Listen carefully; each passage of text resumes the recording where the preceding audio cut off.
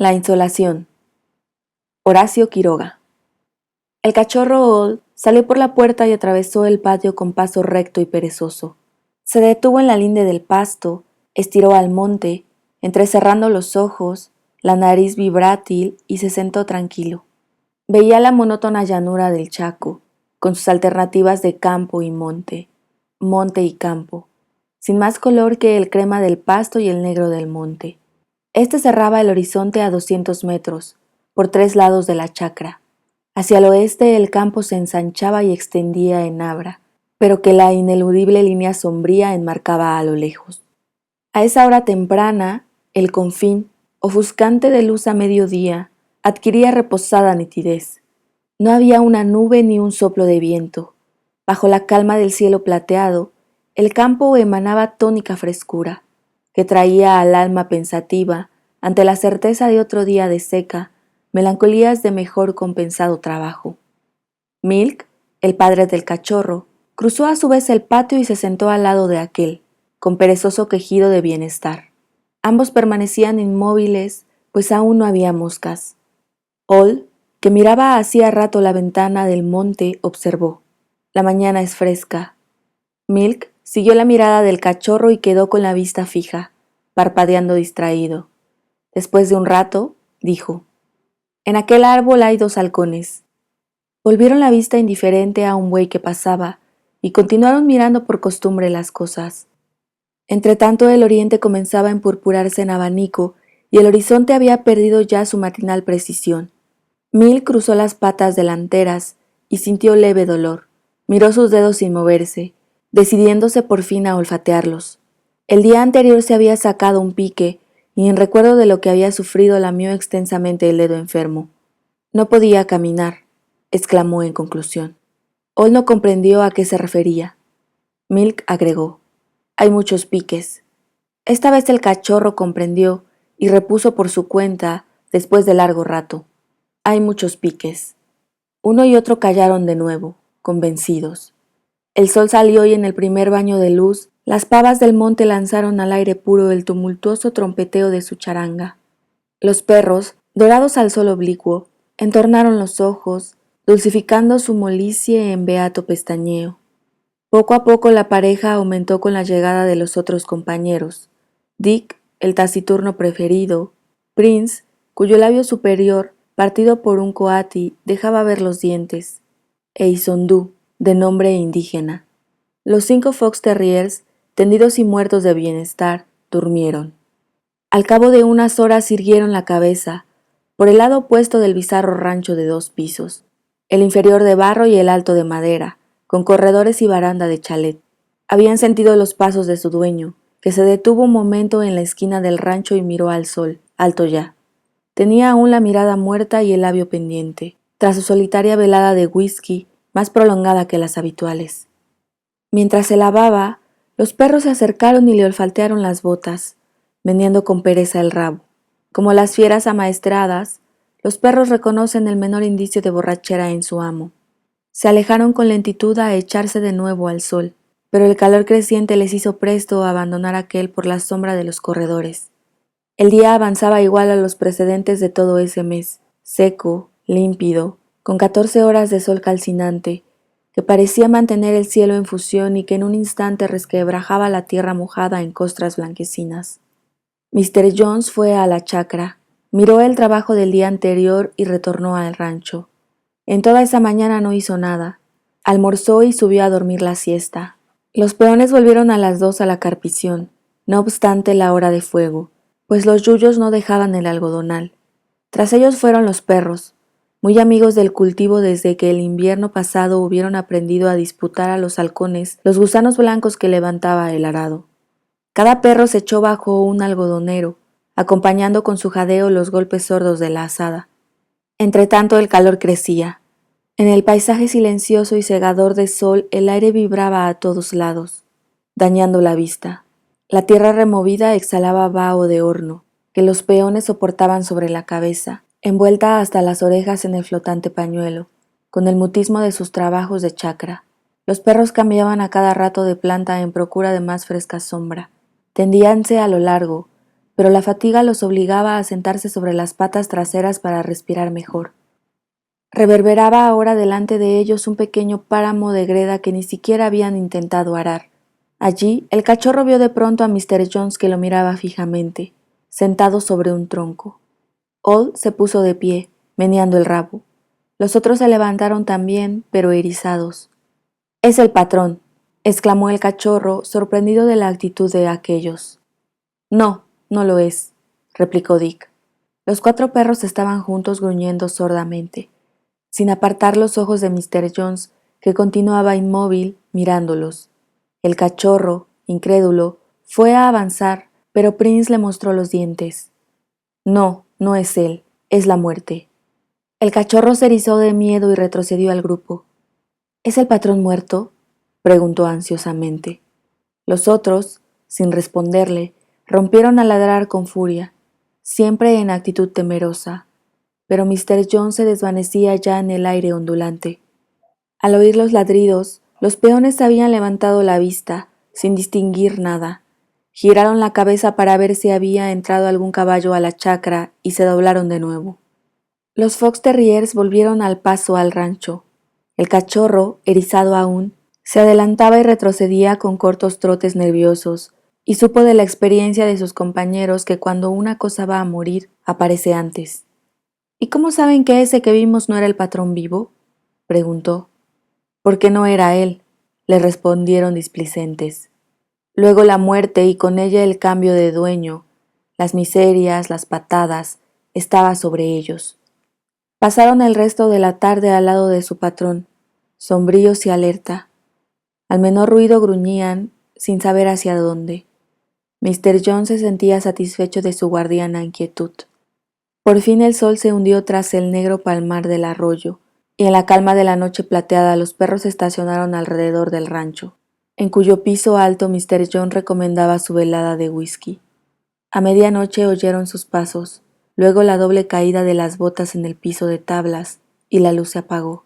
Los perros, entonces, sintieron más próximo el cambio de dueño, y solos, al pie de la casa dormida, comenzaron a llorar. Lloraban en coro, volcando sus sollozos convulsivos y secos como masticando, en un aullido de desolación, que la voz cazadora de Prince sostenía, mientras los otros tomaban el sollozo de nuevo. El cachorro solo podía ladrar. La noche avanzaba, y los 4 perros de edad, agrupados a la luz de la luna, el hocico extendido e hinchado de lamentos, bien alimentados y acariciados por el dueño que iban a perder, continuaban llorando su doméstica miseria. A la mañana siguiente Mr. Jones fue él mismo a buscar las mulas y las unció a la carpidora, trabajando hasta las 9. No estaba satisfecho, sin embargo. Fuera de que la tierra no había sido nunca bien rastreada, las cuchillas no tenían filo, y con el paso rápido de las mulas la carpidora saltaba. Volvió con esta y afiló sus rejas, pero un tornillo en que ya al comprar la máquina había notado una falla, se rompió al armarla. Mandó un peón al obraje próximo, recomendándole cuidara del caballo, un buen animal, pero asoleado. Alzó la cabeza al sol quemante del mediodía e insistió en que no galopara ni un momento. Almorzó enseguida y subió. Los perros, que en la mañana no habían dejado un segundo a su patrón, se quedaron en los corredores. La siesta pesaba, agobiada de luz y silencio. Todo el contorno estaba brumoso por las quemazones. Alrededor del rancho la tierra blanquizca del patio deslumbraba por el sol a plomo. Parecía deformarse en trémulo hervor, que adormecía los ojos parpadeantes de los fox terriers. «No ha aparecido más», dijo Milk. All, al oír aparecido, levantó vivamente las orejas. Incitado por la evocación, el cachorro se puso de pie y ladró buscando a aquel.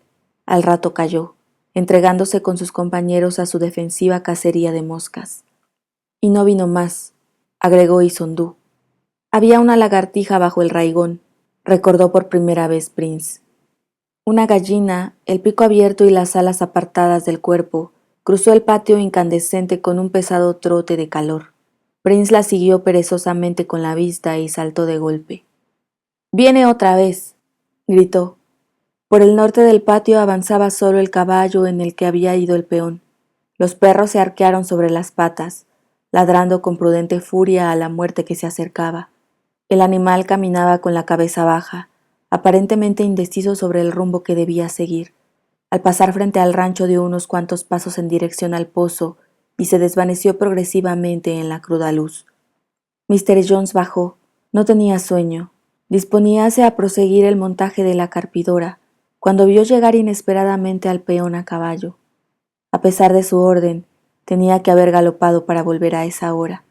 Apenas libre y concluida su misión, el pobre caballo, en cuyos ijares era imposible contar los latidos, tembló agachando la cabeza y cayó de costado. Mr. Jones mandó al peón a la chacra, con el rebenque aún en la mano, para no echarlo si continuaba oyendo sus jesuíticas disculpas. Pero los perros estaban contentos. La muerte, que buscaba a su patrón, se había conformado con el caballo. Sentíanse alegres, libres de preocupación, y en consecuencia disponíanse a ir a la chacra tras el peón, cuando oyeron a Mr. Jones que le gritaba, lejos ya, pidiéndole el tornillo. No había tornillo, el almacén estaba cerrado, el encargado dormía, etc. Mr. Jones, sin replicar, descolgó su casco y salió él mismo en busca del utensilio. Resistía el sol como un peón, y el paseo era maravilloso contra su mal humor. Los perros salieron con él, pero se detuvieron a la sombra del primer agarrobo. Hacía demasiado calor. Desde allí, firmes en las patas, el ceño contraído y atento, lo veían alejarse. Al fin el temor a la soledad pudo más, y con agobiado trote siguieron tras él. Mr. Jones obtuvo su tornillo y volvió. Para cortar distancia, desde luego, evitando la polvorienta curva del camino, marchó en línea recta a su chacra. Llegó al riacho y se internó en el pajonal, el diluviano pajonal del Saladito, que ha crecido, secado y retoñado desde que hay paja en el mundo, sin conocer fuego. Las matas arqueadas en bóveda a la altura del pecho se entregaban en bloques macizos. La tarea de cruzarlo sería ya en día fresco. Era muy dura a esa hora. Mr. Jones lo atravesó, sin embargo, braceando entre la paja restallante y polvorienta por el barro que dejaban las crecientes, ahogado de fatiga y acres vaos de nitratos. Salió por fin y se detuvo en la linde, pero era imposible permanecer quieto bajo ese sol y ese cansancio. Marchó de nuevo. Al calor quemante que crecía sin cesar desde 3 días atrás agregábase ahora el sofocamiento del tiempo descompuesto. El cielo estaba blanco y no se sentía un soplo de viento. El aire faltaba, con la angustia cardíaca que no permitía concluir la respiración. Mr. Jones se convenció de que había traspasado su límite de resistencia. Desde hacía rato le golpeaba en los oídos el latido de la carótida. Sentíase en el aire como si dentro de la cabeza le empujaran el cráneo hacia arriba. Se mareaba mirando el pasto. Apresuró la marcha para acabar con eso de una vez, y de pronto volvió en sí y se halló en distinto paraje. Había caminado media cuadra sin darse cuenta de nada. Miró atrás y la cabeza se le fue en un nuevo vértigo. Entretanto, los perros seguían tras él, trotando con toda la lengua afuera. A veces, asfixiados, deteníanse en la sombra de un espartillo, se sentaban precipitando su jadeo, pero volvían al tormento del sol. Al fin, como la casa estaba ya próxima, apuraron el trote.